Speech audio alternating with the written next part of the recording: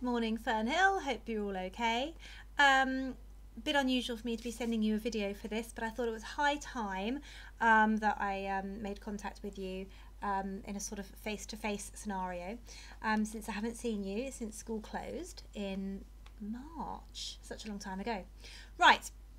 Now, the reason I'm doing this video for you is to give you a reminder of all the kind of extra activities and things that I've been pointing you guys towards to keep your brains fully nourished and engaged with everything.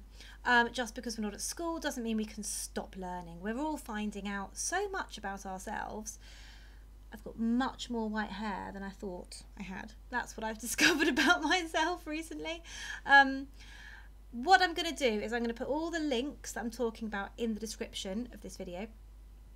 And this is just a quick rundown of everything that I'm giving you. Now, it is all optional. Everything that I'm giving to you is optional. But if you want to get the most out of school, if you want to go to the university of your choice and study the subject you want to study and have the successful, fulfilled life that you know you deserve, we need to start putting the work in now. We need to make sure we are doing as much wider reading as we can. We are finding out as much about the world as we possibly can, because you will realise every single subject we study is all interlinked and intertwined. So as you look at this and as you think, right, that's caught my interest, I'm enjoying that idea, please do make sure you email me. Now, I know some of you are already sending me emails, which is brilliant. What I would like to do is collate everything you're putting together and then showcase it to the rest of the school community, and to really help everyone else raise their own aspirations too. But it starts with you and me, us, okay? This Fearnhill Flyers team. We are the ones who are going to be the role models for the school. So the first thing I'm going to show you, I'm going to go through it chronologically from when I put all this on Show My Homework. The first thing I showed you was this brilliant BBC's guide to the best arts and culture to see from your sofa. The BBC website is always worth going to and clicking on the arts and culture section. There's always so much to see. First thing they recommend is the National Theatre live at home. Now this, I don't know if anyone saw this. Please, if you did see it, I'd love to read a review of it. My mother-in-law said it was brilliant. Unfortunately, you can only watch clips and trailers now because it's stopped running. I think the end of May it was only run for a short time.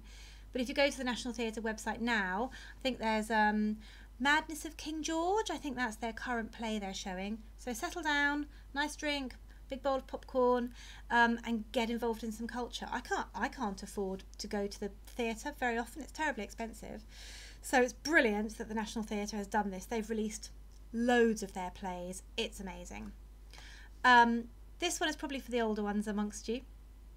From 7 PM till midnight, every night, Berlin's nightclubs are coming together and live streaming. And Berlin, Germany, is really well known for its dance music. Amazing. Highly recommend it. I went on it, oh gosh, back in April, I think. Brilliant night. I actually felt like I was having a night out. Really, really good. Artists. Who's an artist? Mrs. Clifton has told me about some of you being amazing artists, so I'm expecting some artwork from you guys. MoMA is the Museum of Modern Art, and Louise Lawler is an artist, and she's been doing line drawings of her own pictures, tutorials of it, so you can go on to this website and do your own line drawing of one of her pictures. And then when you colour it in and send it in, if they think it's good enough, they'll put it on their Instagram feed. How cool would that be? Yes, I know. Right, loads of museums and galleries across the whole world are doing virtual tours at the moment because obviously no one can go there in person. And the Sistine Chapel in the Vatican in Rome is where I would love to go.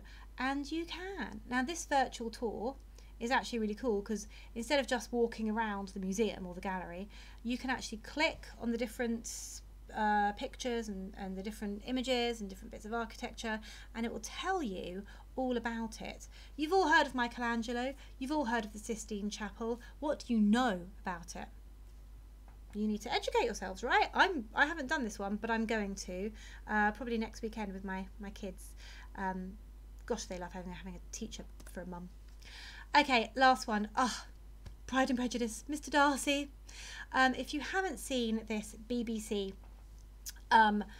film of Pride and Prejudice, it's on Netflix. It's been on Netflix for ages. We have Jennifer Ely playing Elizabeth Bennet, and his name has just dropped out of my head, playing Mr Darcy. If you can remember his name, please drop me an email, because I've completely forgotten momentarily. Anyway, this is Jennifer Ely on the right hand side. This is what she looks like now, and on her Instagram feed she is reading Pride and Prejudice. So the actress who played Elizabeth Bennet is reading Pride and Prejudice. So get on her Instagram feed, listen to her reading Pride and Prejudice, watch the BBC adaptation of Pride and Prejudice. It's really, really good. One of Jane Austen's most famous novels. If you're doing A-level literature, or even GCSE literature, this is a book you need to know, okay? It kind of set the tone for modern novels as we know them, and it's just brilliant. Love it, love it, love it. Okay, moving away from literature and on to maths. I can see you there, maths nerds. I see you. Now, I'm not a maths nerd, but this website was so cool, it even inspired me.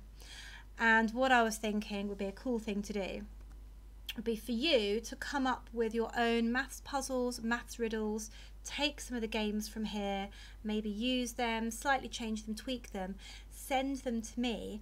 We can send them out to the rest of the school as a challenge, and the other students can get some reward points.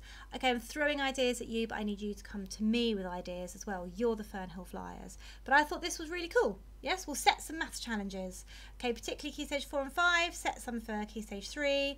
Please, let's get the rest of the school really excited about maths. I know they are already, obviously. This is the British Museum. So I talked about virtual tours. The British Museum in London is the world's largest indoor space on Google Street View, which is brilliant.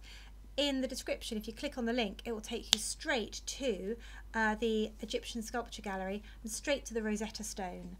The Rosetta Stone is the way that we managed to translate back from ancient Greek to hieroglyphs, and the Rosetta Stone is the reason we can understand what the hieroglyphs mean. It's like a ancient Google Translate. It's amazing. The British Museum, if you haven't been there, perhaps we should organise a school trip. If enough of you demand it, I'm sure I'll be able to take you there when we open again in the autumn term, hopefully, maybe, I don't know. But as soon as we're allowed back, let's get some of these brilliant cultural trips under our belt. It's called the British Museum. There's not much in it that is British. England's rather awkward colonial history has been in the news a lot lately, and the British Museum is one example of places that we colonised and conquered and just brought all their stuff back here. But that aside, it is amazing. Artefacts from all over the world. Really recommend you look at the Google Street View. You can just sit there with your mouse on your computer and just play around and have a little wander around the museum. I've been to the British Museum 10, 20 times, huge number of times actually. It's really easy to get to. Let's go. Okay. This one is also for all year groups, and thank you very much those of you who've already been exploring this website and sending me your thoughts, like what is knowledge? How can we trust what we think we know? And really interesting ideas like that. Oxplore, what's particularly good is once you've clicked on your big question, it gives you extra information. So, for example, at the moment you go to the website and there's this, does gender matter, yes or no? You've been following J.K. Rowling's Twitter storm at the moment when she's talking about the label of woman being appropriated by other groups. Anyway, so you just go yes or no, that's straight away. Does gender matter? You click on it and then it takes you to more information about it, scientific studies, research, other theories, so that when you are having these conversations, you're not that person going, well, I think this, and you have some inflated opinion with nothing to back it up, you can back it up. And it's really, really helpful to get yourself informed. Could we end disease? Trying to find a vaccine, aren't we, at the moment for coronavirus? And there are lots of diseases that have been more or less eradicated. But will bacteria and viruses constantly evolve and outwit us? Don't know. What else is on there at the moment? Do we stay the same from birth? Nature versus nurture. What you're born as, are you stuck or can you change? Are humans more important than animals? You might be thinking yes or no straight away. Go on to Oxplore, click on yes or no, see where the website takes you, because it will flash up with something else straight away. Would you rather be free than safe? Lots of food for thought. Please email me with your thoughts. Okay, I put this out I think a couple of weeks ago maybe. This was years 7 to 9, Key Stage 3. Looking at the idea of power, freedom and control and using literature to explore these issues. And I think this is completely pertinent at the moment with the Black Lives Matter that's going on at the moment. The Hate You Give is such a brilliant novel. It looks at a black girl in America, black teenager who has quite wealthy parents, and because of that she lives in a really well-to-do area, and she goes to a private fee-paying, mainly white school, but she still has black friends from the neighbourhood she grew up in. It's a really quite shocking novel. It's been turned into a film, which is a certificate 12, so you can watch that online. But the glorious thing about literature is that it does give you a deeper insight. And on Show My Homework there is an extract. If you can't find the extract, if you can't go back on your calendar and find it, just email me and I will send it straight over to you. The other extract on the same bit of Show My Homework was an extract from Crongton Nights, which is a British novel about life on a fictional council estate, and again it discusses the lives of black teenagers and their relationship with the police.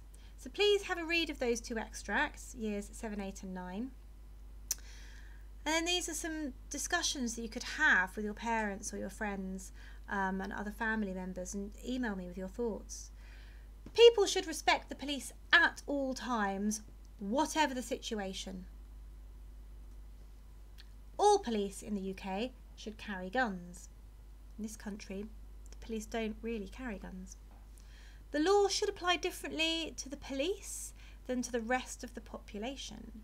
So should the police be treated differently? Should the law not apply to them? In a similar vein, years 10, 11, 12, 13, I sent you an extract from 1984. Now, I know some of you have already read that fabulous dystopian novel, probably George Orwell's most famous novel. It's set in 1984, but it was written in the 1950s, so it is science fiction. But actually, you read it and you think, there are some similarities with our current 21st century life. For example, CCTV cameras track people's movements, and we leave a digital footprint when we use the internet or mobile phone technology. It's a good programme on Channel 4, I think it is, called Hunted. Bit of swearing in it, probably Key Stage 4 and 5 only, but that actually looks at how people try to escape. It's a reality game show essentially, but people try and escape, and they have police professionals, ex-policemen, tracking them through their CCTV, looking at car number plates, looking every time they switch their mobile phone on. They can use the GPS signal to find out exactly where they are. In the modern world, can you ever not be watched or not be followed? Okay, so points for you to be discussing. The principle of free speech should mean that anyone can say anything at any time and in any place. Surely I'm allowed to say whatever I want to my friends at home without someone watching me and reporting me. The government should be allowed to look at your internet search history without seeking permission. There are too many CCTV cameras in this country. I don't know if it's still the case, but certainly about 5 years ago, there were more CCTV cameras per person in Britain than anywhere else in the world. Why are they watching us? Okay.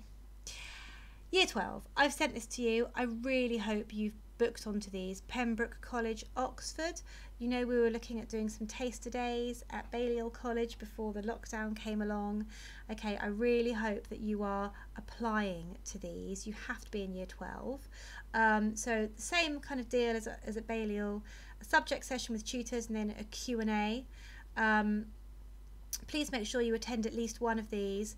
Tuesday the 16th, so tomorrow, is the philosophy one for maths and philosophy. So I don't know if there are any places left, but hopefully you've already booked. Thursday the 18th, engineering. June 23rd, English, yay! And 30th of June, medicine. Mentioning no names, you know who you are. Okay, please go along to these. All year groups, and thank you, those of you who've already responded. 23rd of June is International Women in Engineering Day. Okay, spaces are limited, so if you haven't already, please click on the link below and book your online session because it's completely free. There will be some of the best, most inspiring female engineers in the country, and it's a live, well, they're going to do a presentation and then there's a live question and answer session at the end. Okay, so you've got the times on the screen there for the different year groups. Please make sure you book onto that. Right, year 11.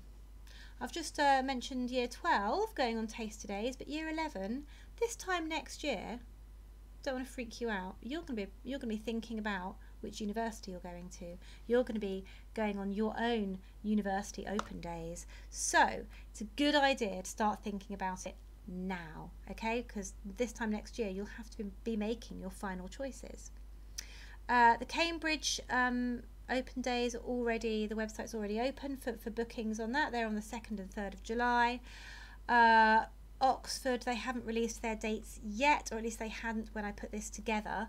But if you go to the link I've put in the description, it will send you to a website where you can register for the Oxford University outreach newsletter, and then you'll get all the information about all the events. So if there's anything you see in that newsletter that I haven't picked up on that you would like to do, then you can let me know and slap my wrist and I'll get on it for you.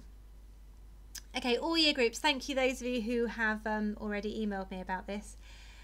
I would love it if we could all get together and record our own little messages to our friends and teachers at school that we are missing, because I am missing you guys. I'm sure you're all missing each other as well.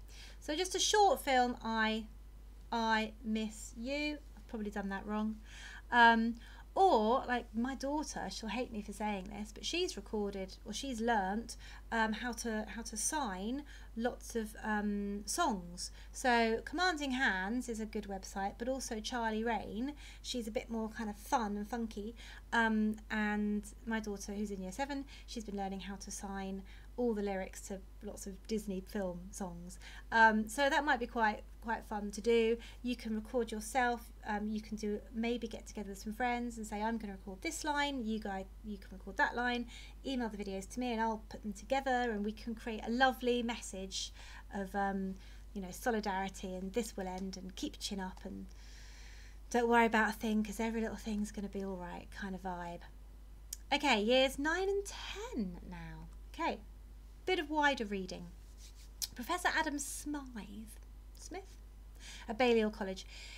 He put together a wider reading list. Again, if you can't find this on Show My Homework, let me know and I'll whiz it across to you.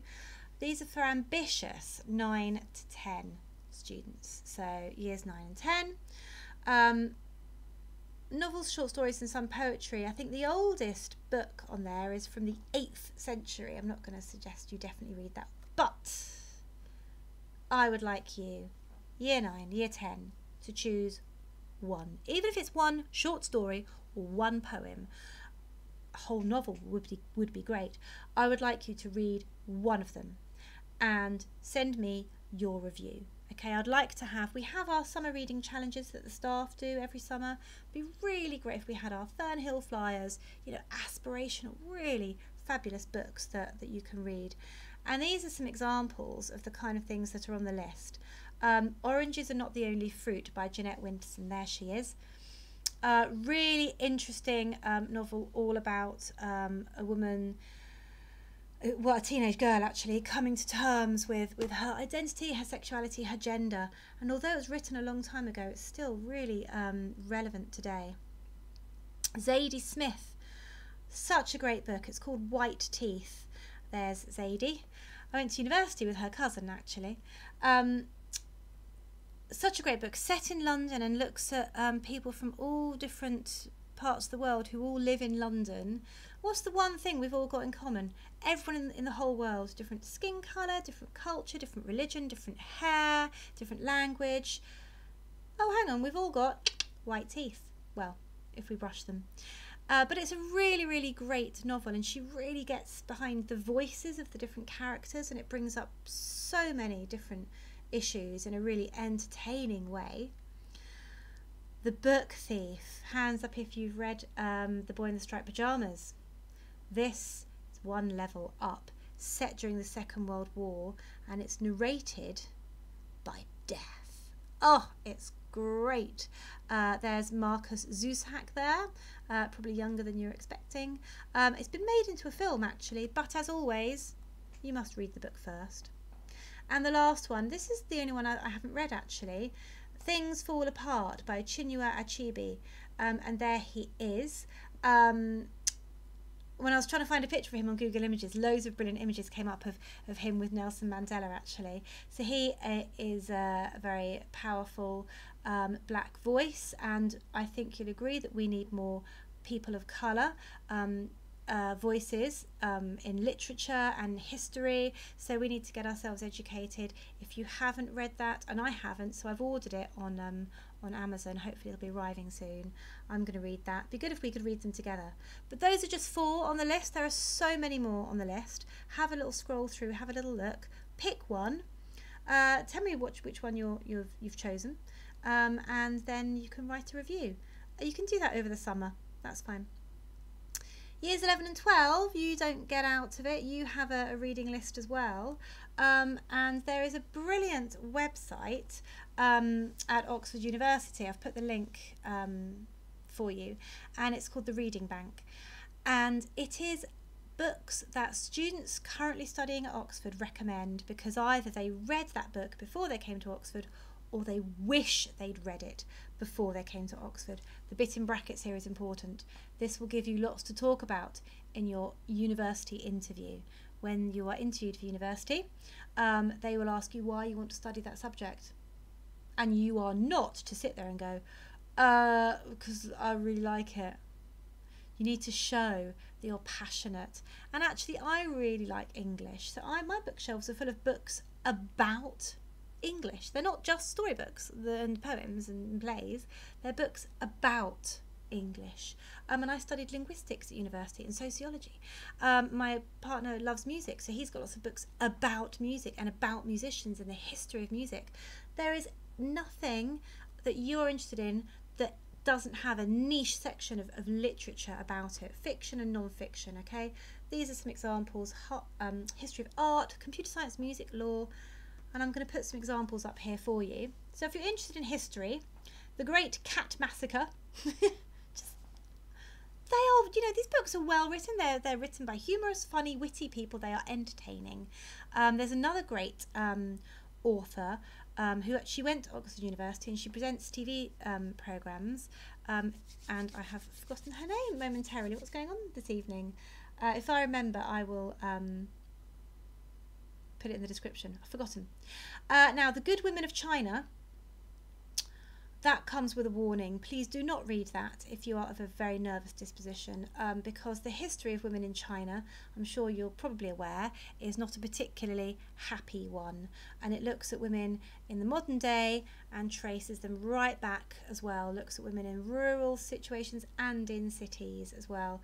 Really powerful, but could be upsetting for some of you, so maybe avoid it if you're feeling nervous about things. Music, musicians. I know there are some fabulous musicians out there. This is a great one by Alex Ross. It's called The Rest is Noise.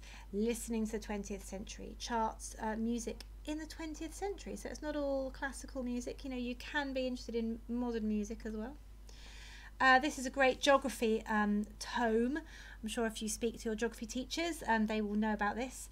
Capitalism versus the climate, which is an interesting one, isn't it? The most momentous and contentious environmental book since Silent Spring. It's a New York Times bestseller.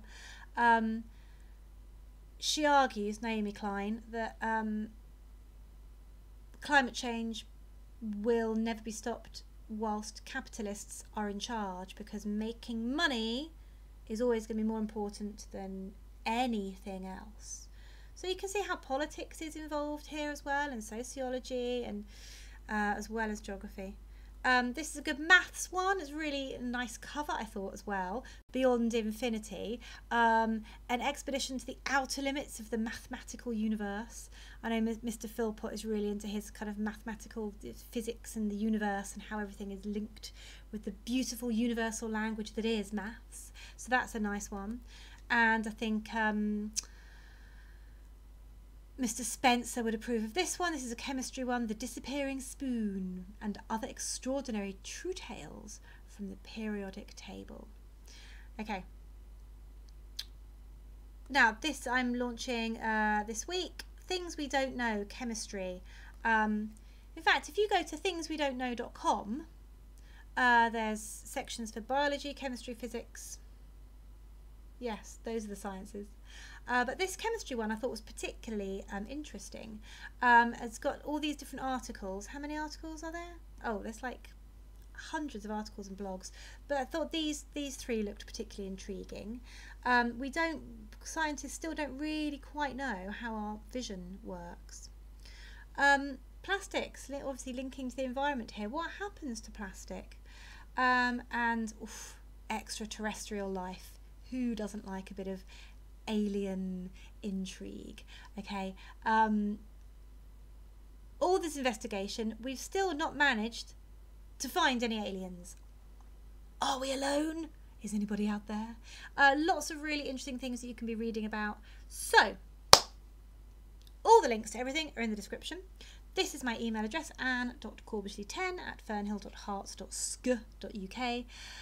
Please do continue to get in touch with me. Please do email me. Please do send me your videos, your ideas, your thoughts, your questions, your disagreements, your arguments, whatever it is. I want to know. The rest of the school wants to know. 27 minutes. If you have stuck with me until the end, well done. Go and get a cup of tea. Hopefully I'll see you soon. Bye bye.